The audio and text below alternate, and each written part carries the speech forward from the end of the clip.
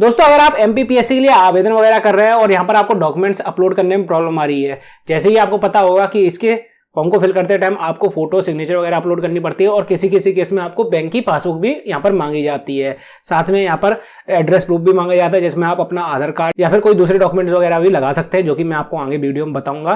साथ में आपको प्रोसेस भी बताऊंगा किस तरीके से आपको ये सभी चीजें अपलोड करनी है, कैसे इनका साइज वगैरह सेट करेंगे अगर आप मोबाइल से आवेदन वगैरह कर रहे हैं या फिर पीसी से फॉर्म को फिल कर रहे हैं। क्योंकि डॉक्यूमेंट वगैरह अपलोड करते टाइम लोगों को यहाँ पर कुछ ना कुछ एरर वगैरह देखने के लिए मिलते हैं, तो आपको मैं यहाँ पर एक फ्री वेबसाइट और फ्री टूल देने वाला हूँ, जिससे अगर आप ये सभी प्रोसेस करेंगे डॉक्यूमेंट वगैरह अपलोड करने की, तो आपको कोई भी एरर देखने के लिए नहीं मिलेगा और एक बार में आपके सभी डॉक्यूमेंट्स वगैरह अपलोड हो जाएंगे। लेकिन डॉक्यूमेंट अपलोड करने की प्रोसेस बताने से पहले आपको इंस्ट्रक्शन बता देता हूं ताकि आगे चल के आपका फॉर्म इसका रिजेक्ट वगैरह ना हो।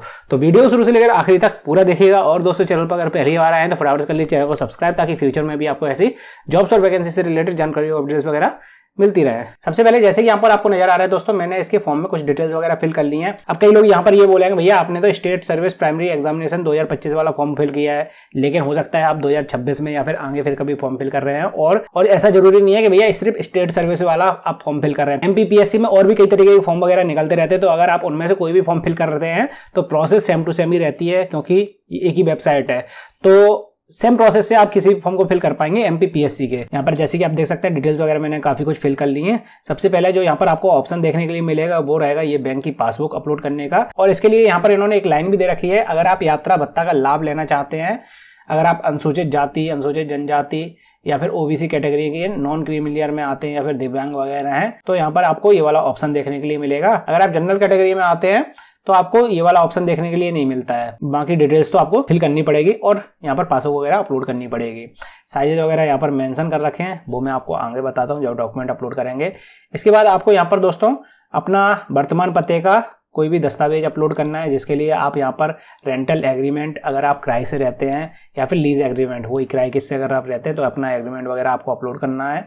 या फिर आप चाहें तो पासपोर्ट अपलोड कर सकते हैं, वोटर आईडी कार्ड अपलोड कर सकते हैं, election commission photo ID card upload कर सकते हैं, राशन कार्ड अपलोड कर सकते हैं, परमानेंट ड्राइविंग लाइसेंस अपलोड कर सकते हैं, यूटिलिटी बिल्स अपलोड कर सकते हैं कोई भी, या फिर कोई भी दूसरा डॉक्यूमेंट हो। आप चाहे तो यहाँ पर आधार कार्ड भी अपलोड कर सकते हैं अगर आप उसी जगह पर रह रहे हैं, वही एड्रेस वहां पर डला हुआ है तो। क्योंकि यहाँ पर क्या रहता है, पीएससी में आपके एड्रेस के बेसिस पर ही आपको सेंटर दिया जाता है, तो इस वजह से यहाँ पर आपको कंपलसरी है कि अपना आईडी प्रूफ अपलोड करना है जिसमें आपका वही एड्रेस लिखा हो जहां पर आप सेंटर चाहते हैं या फिर जहां पर आप रह रहे हैं। तो अगर आप अपना आधार कार्ड अपलोड कर रहे हैं या फिर वोटर कार्ड अपलोड कर रहे हैं तो कई बार क्या रहता है वो अलग अलग साइट रहता है। सिंगल वाली साइट तो अपलोड करना आसान रहता है, सिंपली आपको फोटो क्लिक करनी है, अगर आप मोबाइल से अपलोड कर रहे हैं फोटो क्लिक करनी है, अगल बगल का एरिया हटा देना है और एक ही बार में आप उसको अपलोड कर सकते हैं। लेकिन अगर फ्रंट साइड और बैक साइड अलग अलग है तो उसको कैसे आप वो अपलोड करना है, उसमें लोगों को प्रॉब्लम आती है, वो भी मैं आपको बता दूंगा किस तरीके से आप अपलोड कर सकते हैं यहाँ पर।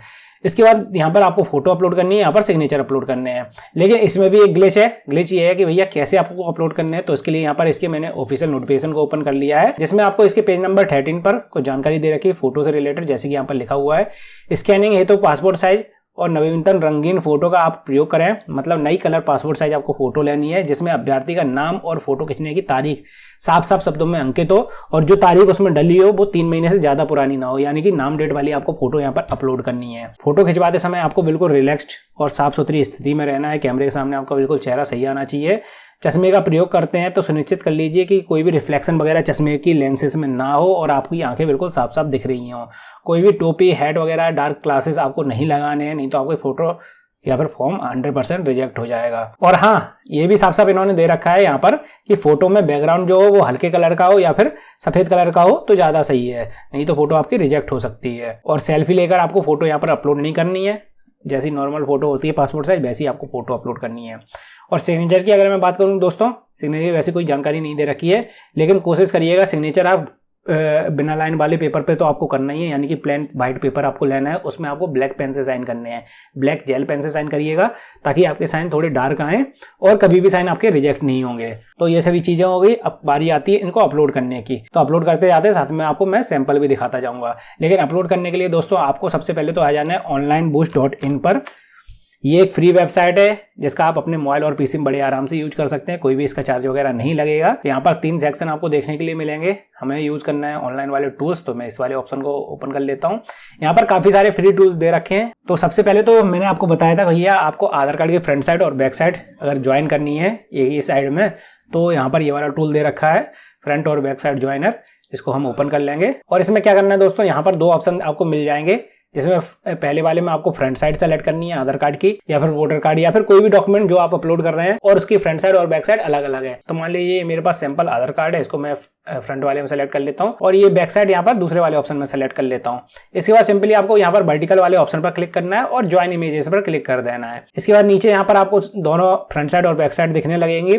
कई बार ये ऊपर नीचे हो जाता है तो आपको टेंशन नहीं लेनी है, आपको सिंपली यहाँ पर डाउनलोड रिसाइज इमेजेस वाले ऑप्शन पर क्लिक कर लेना है और अपनी जो भी फाइल आपने यहाँ पर बनाई है उसको डाउनलोड कर लेना है। किसी भी नाम से इसको सेव कर लीजिए। इस तरीके से आपकी फ्रंट साइड और बैक साइड ऊपर नीचे होकर सेव हो जाएगी। अगर आपका वोटर आईडी कार्ड है तो उसको आप वर्टिकल की जगह यहाँ पर हॉरिजॉन्टल वाले ऑप्शन से अगल बगल में लगा सकते हैं। इसके बाद दोस्तों जैसे ही मैंने आपको बताया था, आपको इसमें अपलोड करने के लिए व्हाइट बैकग्राउंड की फोटो की जरूरत पड़ेगी। तो हो सकता है कई सारे कैंडिडेट के पास व्हाइट बैकग्राउंड की फोटो ना हो, तो हम लोगों ने यहाँ पर फोटो बैकग्राउंड रिमूवर वाला एक टूल डाल रखा है। इसको आप ओपन करके यहाँ पर अपनी फोटो अपलोड कर सकते हैं, जैसे कि यहाँ पर आपको ऑप्शन देखने के लिए मिलता है। लेकिन इसमें फोटो अपलोड करने से पहले आपको यहाँ पर लॉग इन कर लेना है अपनी गूगल आईडी से। गूगल से डायरेक्ट आप लॉग इन कर लीजिए। इसके बाद सिंपली यहाँ पर आप अपनी फोटो अपलोड कर लीजिए, जिसमें से आप बैकग्राउंड रिमूव करना चाहते हैं। जैसे कि मेरे पास ये ब्लू बैकग्राउंड की फोटो थी, इसको मैंने यहाँ पर अपलोड कर दिया है और सिंपली आपके पास जो फोटो यहाँ पर नई दिखाई देगी उसमें बैकग्राउंड रिमूव हो जाएगा। अब बोलेंगे भैया इसमें व्हाइट बैकग्राउंड तो आ नहीं रहा, तो आप यहाँ से सेलेक्ट कर सकते हैं बैकग्राउंड। सिंपली आपको इधर कलर वाले ऑप्शन पर क्लिक करना है और बैकग्राउंड में व्हाइट सेलेक्ट कर लेना है, ऑटोमेटिकली व्हाइट बैकग्राउंड की फोटो हो जाएगी। इसके बाद आपको यहाँ पर एरो नजर आ रहा है, इस पर आना है, क्लिक मत करना आप। सिंपली एरो पर आकर आपको यहाँ पर जेपीजी वाले ऑप्शन पर क्लिक करके और डाउनलोड कर लेना है। इसमें आप कोई भी चेंजेस वगैरह ना करें, क्योंकि अगर आप चेंजेस करेंगे तो इसमें आपको प्रीमियम लेना पड़ेगा। तो आप सिंपली यहाँ पर डाउनलोड कर लीजिए, आपकी व्हाइट बैकग्राउंड वाली फोटो आपके मोबाइल में सेव हो जाएगी या फिर पीसी में सेव हो जाएगी। इसके बाद कई बार ऐसा होता है दोस्तों, जब भी आप फोटो को व्हाइट बैकग्राउंड वगैरह रिमूव करते हैं तो फोटो धुंधली हो जाती है और उसको आप क्लियर करना चाहते हैं तो ये वाला टूल हमने डाल रखा है, या फिर कोई दूसरी फोटो को भी आप क्लियर करना चाहते हैं तो इसी टूल से कर सकते हैं, ब्लर टू क्लियर वाला टूल। इसमें आपको सिंपली वही फोटो अपलोड कर लेनी जो भी धुंधली है, लेकिन अपलोड करने से पहले यहाँ पर भी लॉगिन का आपको ऑप्शन दिखाई देगा, तो लॉगिन कर लेना है। कोई भी धुंधली वाली फोटो आप यहाँ पर अपलोड करेंगे वो फोटो ऑटोमेटिकली एचडी में होकर आ जाएगी। सिंपली आप उसी तरीके से इसको भी डाउनलोड कर सकते हैं। यहाँ पर ये फोटो एचडी हो चुकी है, सिंपली आप यहाँ पर क्लिक करके जेपीजी वाले ऑप्शन पर क्लिक करके डाउनलोड कर सकते हैं। अब बारी आती है फोटो के नीचे नाम डेट डालने की। तो इसके लिए भी हम लोगों ने यहाँ पर टूल डाल रखा है एक, फोटो के नीचे नाम डेट डालने वाला, ये रहा टूल। इस पर आप क्लिक कर दीजिए। यहाँ पर फोटो आपको सेलेक्ट कर लेनी है, जिस भी फोटो में आप नाम डेट वगैरह डालना चाहते हैं। ये रही फोटो, मैं इसको ओपन कर लेता हूँ। यहाँ पर जो भी आपको नाम डालना है वो आप नाम लिख दीजिए और डेट, जैसे कि मुझे आज की डालनी है तो मैं यहाँ पर टुडे सेलेक्ट कर लेता हूँ, या फिर कोई भी आप यहाँ पर डेट सेलेक्ट कर सकते हैं और जनरेट इमेज पर आप क्लिक कर दीजिए। फोटो के नीचे ऑटोमेटिकली नाम डेट लिखकर आ जाएगी, आपको सिंपली फोटो सेव कर लेनी किसी भी नाम से। इसके बाद बारी आती है दोस्तों सभी डॉक्यूमेंट को अपलोड करने की और इनका साइज वगैरह सेट करने की। तो साइज सेट करने के लिए यहाँ पर इन्होंने जानकारी दे रखी थी, जैसे कि फोटो के लिए यहाँ पर इन्होंने बता रखा है 20 से 100 KB के बीच में होनी चाहिए फोटो। सिग्नेचर के लिए 10 से 100 KB के बीच में सिग्नेचर होना चाहिए। इसी तरीके से यहाँ पर एड्रेस प्रूफ जो भी आप अपलोड करेंगे उसको भी 20 से 200 KB के बीच में दे रखा है और पासबुक भी 20 से 200 KB के बीच में दे रखा है। और यहाँ पर साथ में ये भी दे रखा है भैया जेपीजी फॉर्मेट में ही आपको ये सभी डॉक्यूमेंट अपलोड करने हैं।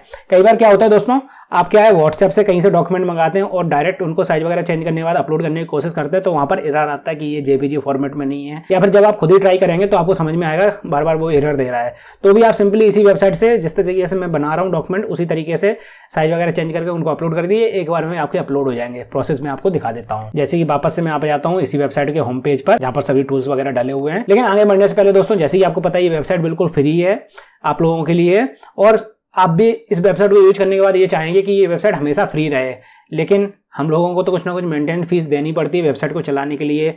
हर महीने हर साल कुछ ना कुछ मेंटेनेंस फीस वगैरह हमारी जाती है। तो अगर आप ये चाहते हैं ये वेबसाइट परमानेंट चलती रहे फ्री में, तो आप चाहें तो डोनेशन वगैरह हमें दे सकते हैं। यहाँ पर हम लोगों ने QR कोड डाल रखा है, साथ में UPI ID भी डाल रखी है। आप फोन पे, पेटीएम वगैरह से डोनेशन दे सकते हैं।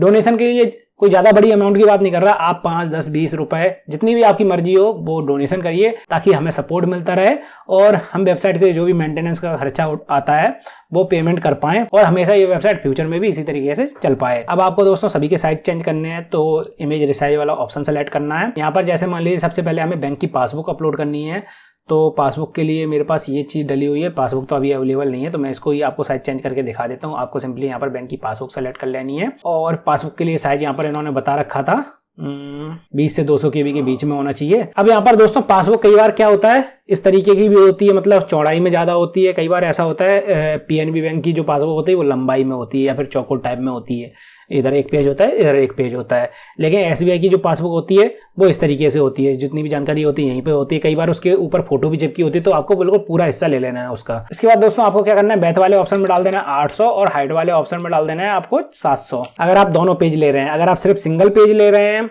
इस तरीके से, तो आपको हाइट कम कर देनी है। हाइट वाले ऑप्शन में आपको डाल देना है यहाँ पर 800 का आधा यानी कि 400 इस तरीके से। तो ये सिंगल पेज के लिए सही रहेगा। अगर दोनों पेज आपने लिए हैं, फोटो जहाँ चिपकी वो वाला पेज भी लिया है आपने, तो आप 400 की जगह 700 डाल सकते हैं। इसके बाद सिंपली आपको यहाँ पर देख लेना कितना साइज बन के आ रहा है इमेज का। जो भी आपकी जनरेट होने के बाद इमेज डाउनलोड होगी वो इतने साइज की होगी, भले ही आपकी कितनी भी MB की बनी रहे। यहाँ पर मेरी 45 KB की हो रही है, मैं इसको साइज को थोड़ा सा और बढ़ा लेता हूँ, 60 KB के आसपास कर लेता हूँ। इस वाले ऑप्शन से आप साइज बढ़ा घटा सकते हैं इमेज का। 55-60 KB के आसपास कर लिया। इसके बाद मैं पासबुक को डाउनलोड कर लेता हूँ। फिर आपको यहाँ पर सिलेक्ट करना है अपना ID प्रूफ जो कि हमने अभी बनाया था ज्वाइन करने के बाद। मेरा आधार कार्ड। आधार कार्ड के केस में दोस्तों आपको हाइट देख सकते हैं आप ज़्यादा है, तो हाइट वाले ऑप्शन में मैं 800 कर देता हूँ और बैथ कम रखनी है हमें चौड़ाई, तो इस वाले ऑप्शन में मैं 600 कर देता हूँ। इस तरीके से ये दोनों चीज़ें हमारी आ चुकी हैं। इसी तरीके से आप साइज चेंज करके देख सकते हैं। अगर आप दूसरा कोई ID प्रूफ अपलोड करेंगे तो उसमें आपको अलग साइज करना पड़ेगा। आप इनको इंटरचेंज भी करके देख सकते हैं, जैसे 600 की जगह 800 कर देता हूँ, 800 की जगह 600 कर देता हूँ, तो आप देख लीजिए आपका साइज किस हिसाब से बन के आ रहा है। अब मेरा यहाँ पर आधार कार्ड काफ़ी छोटा हो जाएगा, तो इसी तरीके से आप इंटरचेंज करके देख लीजिएगा। मैं यहाँ पर वापस से 600 और इस वाले ऑप्शन में 800 कर देता हूँ। कई बार आप अगर एफिडेविट वगैरह अपलोड करेंगे तो भी यही सेम साइज आपको डाल देना है, एक में 600 डाल देना है, एक में 800 डाल देना है। इसके बाद इमेज क्वालिटी वाले ऑप्शन से आप साइज वगैरह चेंज कर सकते हैं। मैं 70-72 KB के आसपास कर लेता हूँ और इसको भी डाउनलोड कर लेता हूँ किसी भी नाम से, इसको भी सेव कर लीजिए। इसके बाद बारी आती है फोटोग्राफ सेलेक्ट करने की और फोटोग्राफ अपलोड करने की। तो हमने फोटो के नीचे नाम डेट वगैरह डाल दिया था, इसको मैं यहाँ पर सेलेक्ट कर लेता हूँ। और फोटो के केस में जैसे कि यहाँ पर इन्होंने बता रखा था, फोटो का साइज यहाँ पर 20 से 100 KB के बीच में होना चाहिए। तो यहाँ पर मैं फोटो के लिए डाल देता हूँ बैथ में 300 और हाइट में डाल देता हूँ 400। इस तरीके से फोटो केस में आपको यही डालनी है दोनों चीज़ें। आप यहाँ पर देख सकते हैं 20 से 100 KB के बीच में हो रहा है या फिर नहीं हो रहा है। अगर हो रहा है तो ठीक है, नहीं हो रहा है तो आप यहाँ से बढ़ा सकते हैं थोड़ा बहुत साइज। मैं इसको 50 KB के आसपास कर लेता हूँ और डाउनलोड कर लेता हूँ किसी भी नाम से, इसको भी सेव कर लीजिए। इसके बाद यहाँ पर हम सिग्नेचर सेलेक्ट कर लेते हैं। ये रहे हमारे सिग्नेचर, ब्लैक पेन से मैंने साइन कर रखे हैं बिना लाइन वाले व्हाइट पेपर पर। सिग्नेचर केस में दोस्तों चौड़ाई ज़्यादा रहती है, लंबाई कम रहती है, तो चौड़ाई वाले ऑप्शन में हम कर देते हैं 500 और लंबाई वाले ऑप्शन में कर देंगे 300। इस तरीके से आप देखेंगे सिग्नेचर साइज यहाँ पर लिख कर आने लगेगा। 10 से 100 KB के बीच में होना चाहिए ये साइज, 10 से 100 KB के बीच में। मेरा 25 KB के आसपास हो रहा है तो ठीक है, नहीं हो रहा है तो आप यहाँ से कम ज़्यादा कर सकते हैं। 35 KB का कर लिया, मैं इसको डाउनलोड कर लेता हूँ किसी भी नाम से, इसको भी सेव कर लीजिए। इसके बाद एक एक करके सभी चीज़ें आपको अपलोड कर लेनी है। यहाँ पर बैंक की पासबुक सेलेक्ट कर लेता हूँ। अब मैंने जो भी फाइल बनाई उसी को मैं अपलोड करके आपको दिखा देता हूँ हो रही है अपलोड या फिर कोई एरर आ रहा है। सभी डिटेल्स और सभी डॉक्यूमेंट्स वगैरह अपलोड करने के बाद सिंपली आपको नीचे वेरिफिकेशन कोड लिख कर आ रहा है, उसको डाल देना है और नेक्स्ट कर देना है। इसके बाद आपके सामने कुछ इंस्ट्रक्शन वगैरह आएंगे, इसको डिटेल्स को चेक कर लेना है और ओके करते चले जाना है और इसके बाद आप अगले पेज पर आ जाएंगे। तो दोस्तों इस तरीके से आपको सभी डॉक्यूमेंट्स वगैरह अपलोड करने थे। अगर आप मेरी बताई हुई प्रोसेस से सभी चीज़ें अपलोड करेंगे तो आपके सामने कोई भी एरर वगैरह नहीं आएगा। फिर भले ही डॉक्यूमेंट्स आपने व्हाट्सएप से मंगाए हों या फिर आपने उनकी फोटोज़ वगैरह क्लिक की हों, तो इस तरीके से आपको सभी चीज़ें अपलोड करनी थी। अगर आपको फिर भी कोई प्रॉब्लम या समस्या आ रही है तो आप मुझसे कमेंट सेक्शन में पूछ सकते हैं, कोशिश करूंगा आपके कमेंट्स और मैसेज का रिप्लाई करने की। और अगर आपको वीडियो पसंद आए तो वीडियो को लाइक और चैनल को सब्सक्राइब करना बिल्कुल भी मत भूलिएगा।